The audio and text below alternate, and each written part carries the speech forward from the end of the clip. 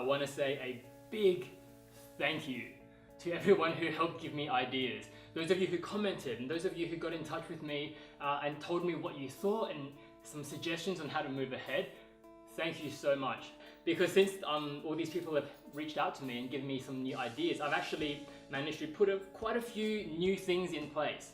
And one of the first things that people suggested to me was that, the levels actually needed a clearer beginning and end, so that people knew when they were starting and when they actually finished the level so they could move on to the next level.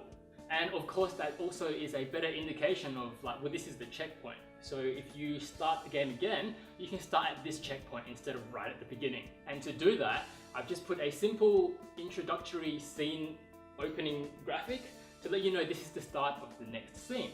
And then at the end, and this is what I'm excited about, I did spend more time doing some more animation, but when you reach the end of the stage, you would hit this character, which it basically just means victory in Chinese, and that's what I put in for now. And then this graphic will play. So that means you've reached the end of the stage and you're ready to get to the next level. Now that's all well and good, but that doesn't actually add any kind of gameplay mechanic to the game, which is the problem I was having in the first place, right? So the next thing that people suggested was actually really obvious. They said, why don't you put some platforms in the air? Just make some aerial platforms and some aerial obstacles. So you could have platforms that people can jump off in mid-air, and you also have things that you need to jump over or jump under as like aerial enemies. Now the third thing though, now this was the really tough one. So the idea is a little bit more complicated. The idea was this: imagine if when you were running as the character, there were some points in the stage in mid-air where there was kind of like a gust of wind or like a wind kind of platform that you could jump off. But the different thing about this to a normal platform is that you can also fall straight through it. Now this really added a new level of dynamic to the game that I didn't think of before. But what was really hard was actually getting it to function mechanically.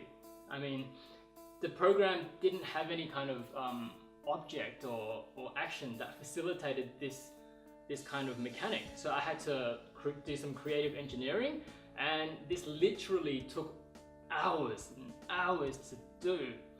But you cannot imagine how unbelievably freaking out I was when I finally got it. There's nothing better than being able to solve a problem that you've been stuck on for so long. So now that I've got all these new elements in place, I'm feeling pretty good about this again.